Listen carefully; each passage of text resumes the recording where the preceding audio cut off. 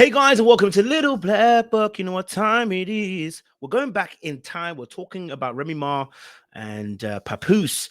Well, we've obviously heard the rumors that Remy Ma has cheated on Papoose, and I thought, let me go backwards. We've heard all this crazy stuff. Let me go backwards and dive deep into some information that maybe potentially could help us understand why we are in the position that we're in right now. Because aside, obviously, the cheating, there's also conversation about that they might have been separated at the time too.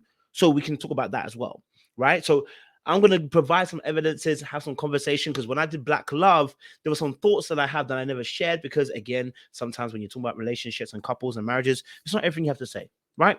So before we get to that point, like, share, subscribe. We're trying to get to 100K before the end of the year, so we want to make sure we're putting out great content, but we want to see the family grow. So subscribe if you haven't done so already. Press that button and click on the bell button for notification of the uploads. That bell button, click on the black one. It will let you know when I go live and when I upload all the time. Okay, all right. And for those of you who are returnees, you already know what it is, baby. You got the minerals. You got the minerals. Stay hydrated because the streets out there are hot. Let's get into the video. Boy, oh boy, oh boy. Let's listen to this first clip and we'll talk. And then our fears of what trauma we may have seen or went through and think that we're going to go through again. And when I say that, I mean a lot of years that I spent. And before she goes any further, and before I release that, because I know I don't get copyright, what's interesting is that she speaks about the fact that the trauma that she suffered, talk about trauma that you have to overcome and trauma you have to get past, right? And one of the things that was happening with Papoose and Remy Ma is she didn't really believe that he could love her. Right, her experience and her background made it very difficult for her to receive the love that he was giving. And I noticed that also too, that when people are in that space where they struggle to receive the love they're given. In fact, look at the body language. I'm not saying anything necessarily particularly wrong. But even the space between the arm of her body. Now he actually closes the gap later on. He does it himself. She doesn't close it. He does. Now there's nothing really wrong in terms of like, oh my god, like it's crazy. But it's more about the comfortability of being able to be affectionate, touchy-feely, be around someone. It can be very difficult if you've gone through some certain traumas and you've gone through some certain things. But I noticed that, and I noticed that first one. I was like, okay, cool, right? Let's go. Questioning his love and questioning, his actions or what is his motive behind this. Because I used to feel like you already got me. Like I'm here already. Why are you still lying? Like stop. So as you heard there, she said, obviously, look, the trauma that she was carrying, she found it very difficult to believe what he's saying. Like, you're saying you care about me, you love me, stop. Like, you're lying. Now, whenever you hear people say those kind of things, self-sabotage is coming around the corner. Self-sabotage coming around the corner. You guys have heard my video. I spoke about the kill switch, that many people have a kill switch and they do not realize, because they don't realize they have gone through trauma and it affects the way they see things. I didn't even fully deep my self-sabotage until maybe the end of my third relationship. I was like, wait, hold on. My relationships only last about 2 years or 3 years max. There's a reason. There's a reason. I know why it doesn't go further. Now, of course, maybe the wrong person I've been choosing, but I started deep and I said, no, there's a kill switch in me. I get to 2 or 3 years and I get like I got an itch. No, coach, there's something wrong with you. The trauma that you've gone through, the attachment you have with your mother is causing you issues here. The detachment emotionally from your father is causing you issues here. And both of them aligning together are causing you to stay in a moment where you're like, I'm going to self-sabotage. And your self-sabotage maybe isn't cheating, but your self-sabotage is, well, the relationship's come to an end. I don't feel the same way I used to. Well, 2 years in, I don't feel the same way I used to. And some people self-sabotage is that they cheat. Some people self-sabotage is that they go mad and they want to force the other person's hand to divorce them or whatever. We all have our self-sabotages, not all, but those of us have been hurt to a point. And you need to realize that that's a kill switch that it can reflect on at any given time. Now, mine obviously is a time restraint, but I'm not sure about Remy Mars one, right? But that was a beautiful illustration of what I'm talking about when it comes to kill switches and self-sabotage. We have to just let all of those preconceived notions go and just let love happen. Just let it be. If it's meant to be, it's going to happen. You don't have to work on it. You don't have to figure it out. You don't have to try. It's going to happen. Now, Papoose is the one that's leaning over here. A lot of energy. Now, of course, again, he's widespreading and keeping his legs next to hers. If you notice, her legs are actually not close. I mean, she's a woman, so we're not expecting the legs to be opened, right? But he's the one that's doing the widespreading. He's the one that's leaning over. He's the one that's her body language is very within, right? And whenever you start seeing that means that the person's swelling up themselves. But actually, I see it as a great representation of their emotional state. Papoose is somebody who's really in touch with his feelings, somebody who can dive into it, someone who's open, and you can tell because his body language also shows that. You rarely see Papoose's body language being so closed off, whereas Remy Mars is very compact, and I think that goes to show about how she's also probably dealt with her trauma. It's very compact, it's neatly packaged away, but it's not been dealt with. So there's a lack of openness that Papoose has. Now I may be reading too much into it. Hey, I may be. But there's another clip I wanted to go into. I wanted to leave that clip there, guys. There's another clip I want to go into for you guys so that we can uh, d- give some explanations and stuff as well. Because this body language was really interesting. So this one here is way better body language. She's leaning into him, like she's like, this is way better body language. This is showing good popped up with times. this next You day know, on. hold on. I was like, this is gonna happen on a night that I'm Would gonna you stay pause already? tight. Damn it. They didn't want to listen to me. Right. So yeah, this is a much better body language. It'll come back on in a second. Much better body language. You see she's leaning on as well too. But yeah, we're seeing far more better body language than before. Right. Now, this internet doesn't want to play up and be nice and allow me to bring this content to you. I wanted to bring this part because what it describes is the moment where Papoose started to like her. I had to ask myself a serious question. What is it that Papoose really liked in Remy Ma? Because if you describe this to me, I'm going to be asking questions about what he saw when he was younger. I know he described his family unit as really great, but what did you see? Because what you describe as being strong isn't strong. What she described, what happened in that space that you described, yeah, that way ain't it. That ain't it. Listen to this. Hopefully I got the right part. She was arguing with people. She was telling people to shut up, and I was just like, wow, I like her. You know what I mean? But I just stayed quiet. I kept my distance. And then later on down the line, me and him continued to work. Talk to him that way. She threw her feet up on the table. She was telling people to turn music down. She was arguing with people. She was telling people to shut up. And I was just like, wow, I like her. You know what I mean? But I just stayed quiet. I kept my distance.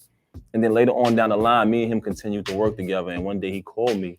He was like, yo, you know, Remy Ma wants to do a song with you. I was like, now listen, let's pause it there. All right. It's really interesting as well hearing the story because again, Papoose is somebody who really does care and really does love, and I respect him so much for the way that he loves Remy Ma. I love it. Personally, I love it. I think it's a great example of how a man should love a wife. But it's interesting because his first instance of when he ever saw Remy Ma was her being quote unquote a boss, and you might give or take, she's telling people to shut up and da da da. Quote unquote, she might have been going slightly over the line and just kind of, being a bit bossy, right? And we spoke about this the other night about whether you're a boss and being bossy, aspect, right? He saw her in her work element, being her in her probably more of a masculine state because she's working, right? I'm not gonna say that that's how she stays. I'm just gonna say that's how she was working. My question is, why was he drawn to that? Why was he drawn to that level of power that she had to be able to tell people to shut up? Hey, you stop this, stop that. She's ordering people around. She's basically the boss, right? What is it that he was so excited about? And the way he talks about Remy Ma, then you start looking at it differently. No, I'm not going to say retrospectively. I start looking at it differently. Like maybe he was putting her on a pedestal rather than actually he was admiring her. Because putting someone on a pedestal is slightly different than admiring. But again, that's a thought. It's not necessarily that's the truth. I'm just kind of going back on it, kind of just expressing that thought. But when I heard it, I was like, I don't know why he would be drawn to that particular kind of woman. What was going on in the home that he experienced that he's attracted to the strong woman, quote unquote, to say, right? And I say that because what you saw at home, you tend to want to go for when you see out there. Or people fight against it when they don't like what they saw, they go the opposite way. That sounds like the way he described his background and his family and his parents and his mom, his dad. It sounds like, there was a loving relationship there when he described it on another show. on Madame Noir, I think it was, right? So if that's the case, why is it that Remy Ma came into play? Is that what his mum is like? That she's a bit of a boss and he saw that and liked it? Or has something, did you see something you didn't like? Or is there something that you see is normal in home? What is it that's drawing you there? I'm not against a strong woman. I'm saying to you that why is it he chose that particular woman? Because when he describes his family, that's not how it sounded like, right? So there's something that's happened that we don't know 100%. Oh, really? He was like, yeah. He was like, I think she liked you. I was like, oh, for real? I was like, wow. He was like, yeah, I'm telling you now, if you're going to deal with her, make sure you be straight up because she's crazy. I was like, what you mean? She's like, she's crazy. He's like, yo, she called me. She's like, yo, what's up with your artist? Now, listen to the description someone said. When they first described it, they said, brother, I want to let you know, when a brother lets another brother know that she's crazy, Capetion, know that she's crazy. Okay? All right? Now, unless obviously maybe they've been messing around or whatever, but when a brother lets you know that she's crazy, probably just best to understand what he's saying, that she's crazy, right? From what he's seen. You know, and again, like I said, it might have been an endearing term, but the way he described it, it let me know there's something behind that. Now, why am I saying this and why is this important? Because again, it comes back into the narrative of what is it that he saw in Remy Ma? What is it? Because we tend to go for things that are familiar. What is it about Remy Ma that's familiar to you? What is it about Remy Ma that makes you feel safe? Because we tend to find things that are familiar as safe, even if it's dysfunctional. We will happily stay in it because it's familiar to us. So what is it about Remy Ma's behavior of being crazy, you know, telling people to shut up, ordering people around, you know, just letting, you know, just being a general boss almost in a sense, quote unquote, to say, I'm going to say quote unquote to say that you were attracted to that. There's something in that. Talking about me, you know what I mean? You know, we came to the studio. She didn't show up that particular day. We set up the session. Because I never really wanted to do a song anyway. I just liked him. So. And another day, she actually showed up, and we did a track together called Bonnie and Clyde. Before. Now, my thing is this. I think that, you know, they have a genuine bond and genuine love. They were in love with each other. I genuinely believe that. I wonder if the kill switch finally got its time. I wonder if the kill switch finally flicked on and survival instincts kicked in for Remy Ma, right? It's survival instincts kicked in. And the survival instincts kick in usually after honeymoon phase, period of the relationship ends. And now you have to figure things out and you have to actually be in the input of things. But again, if you then have kids, it also delays. If you have kids, it can also delay the self-sabotaging or the kill switch because you have another focus, which is the children. And that can then begin to cover up the kill switch that you haven't dealt with. I wonder if she's ever dealt with these issues and gone to therapy, whether he's gone to therapy.